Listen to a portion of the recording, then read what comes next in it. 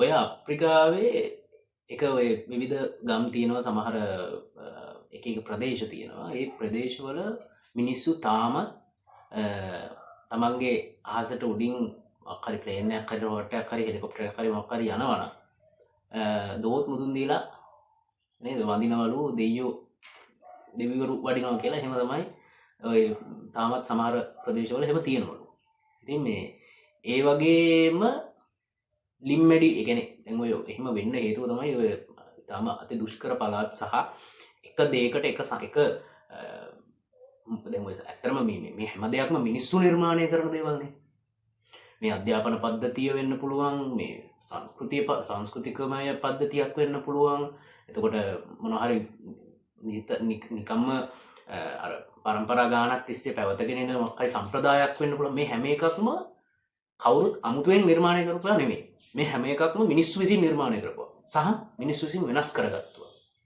සමහරකට පුරාණ කාලේ ඊටාම අපි ඍෂිවරු ගත්තොත් පුරාණ කාලේ ඍෂිවරු වෙන්න පුළුවන්, පුරාණ කාලේ බ්‍රාහ්මණය වෙන්න පුළුවන්, බුදුන් වහන්සේගේ පැත්තෙන් වෙන්න පුළුවන්, ජේසුස් වහන්සේගේ පැත්තෙන් වෙන්න පුළුවන්, හිටපු සාන්තුවරු වෙන්න පුළුවන්, මව්ලව්වරු වෙන්න පුළුවන්. මේ ඕනම කෙනෙක්ගේ ඊටාම ප්‍රඥාව ආදි කාලේ හිටියා. ඒගොල්ලොන්ගෙන් පැවතගෙන සමහර සංස්කෘතිමය දේවල් සමහර තැන්වලදී සමාජය කොටු කරන, සමාජයේ මිනිස්සුම කොටු කරන තැනක් බවට සමහර සංස්කෘතිමය කාරණා පත් වෙලා තියෙනවා. මම කියන්න යන්නේ ඒක නෙවෙයි. මම කියන්න යන්නේ මේ අධ්‍යාපන ප්‍රතිසංස්කරණය සම්බන්ධයෙන්. සමහරට කියන්න උලන් අනේ අපිත් ඉගෙන ගත්තේ ඒකෙන් තමයි මම ඉගෙන ගත්තෙත් ඒකෙන්.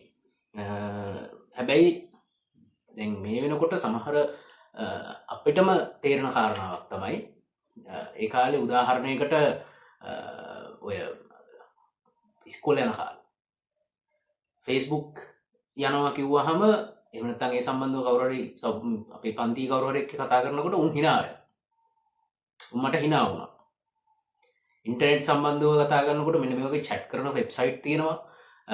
මෙන්න මේ වගේ මිතුරු සංසද තියෙනවා, කමියුනිටි සයිට් තියෙනවා. මම ඔය කියන්නේ අර බඩි කතාව නෙවෙයි ඈ. මම කියන්නේ ඊට වඩා ඒවා ඇවිල්ලා අවුට්ඩේටඩ් සම්පූර්ණයෙන්ම අර වැඩකටම නැති වෙබ්සයිට් නේ. නමුත් ඒවා යූසර්ස්ලා විසින් තමන්ගේ ජෙන්ඩර් එක පදනම් කරගෙන තමන්ගේ ලිංගිකත්වය පදනම් කරගෙන නිර්මාණය. හැබැයි ඒ වගේ නිර්මාණය කිරීමේ අරමුණ තමයි ලෝක මිනිස්සු එක තැනකට කනෙක්ට් කරන එක, එකට එක්රාසු කරගන්න එක තමයි වෙබ් අඩවියේ නිර්මාණකරුගේ අදහස. නැතුව මේ සමලිංගිකත්වය මේ ප්‍රොමෝට් කරන්නත් එහෙම නෙවෙයි.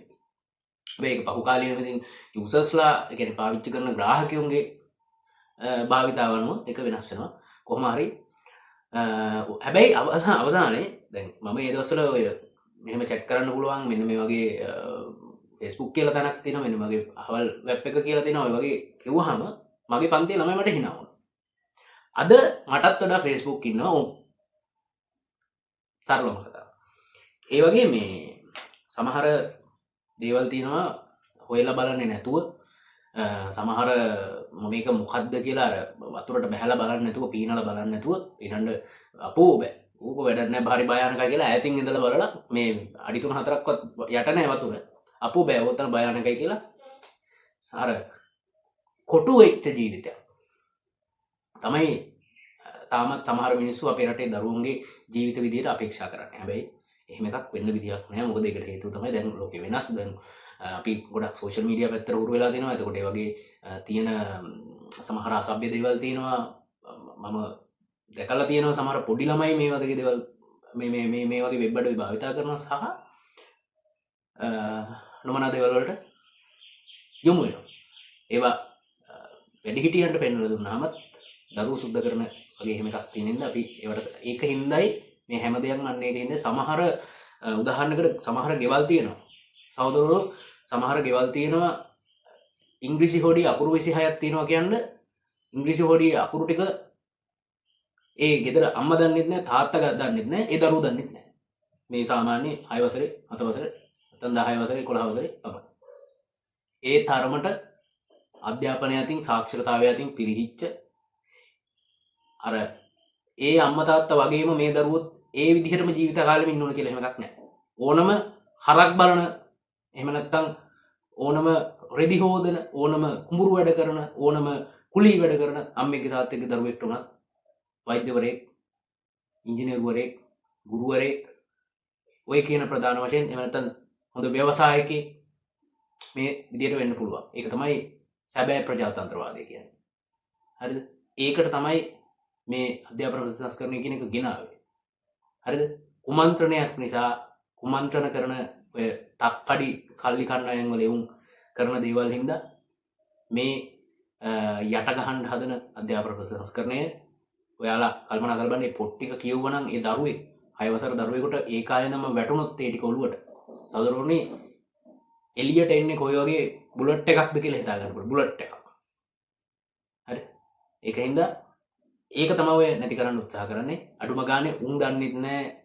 දැන් නිවුස් එකක මම තියෙන මගේ නිවුස් එක දාන්න මම දැකපු එක මේ ඇවිල්ලා පොහොට්ටුවේ මම හිතන්නේ මාධ්‍ය ප්‍රකාශක වෙන්න ඕන.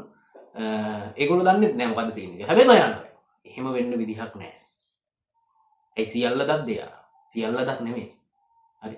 එතකොට එහෙම වෙන්න විදිහක් නෑ. අර පොඩි ඇල පාරක් දැකලා මේ ඕකට නම් බහින්න හොඳ නැහැ කියලා ඌ කකුල් දෙක හොදගෙන ඌ යනවා. අන්න එහෙම එකක් තමයි මෙතන තියෙන්නේ. අනිත් උන්ට බහින්න දෙන්නේ නැහැ. ඒ වගේ කුහක జాතියක් වෙන්න එපා කියලා තමයි අපිට කියන්නේ. කැලම් ලොක්ස් channel එකේ ඔයගේ දැන්වීම පළ කරගන්න පහළ දුරකථන අංකයට කතා කරන්න. අපි ඔයගේ ඇඩ් එක AI වලින්ම ලස්සනට හදලා අපේ channel එකේ පළ කරනවා. දැන්ම කතා කරන්න.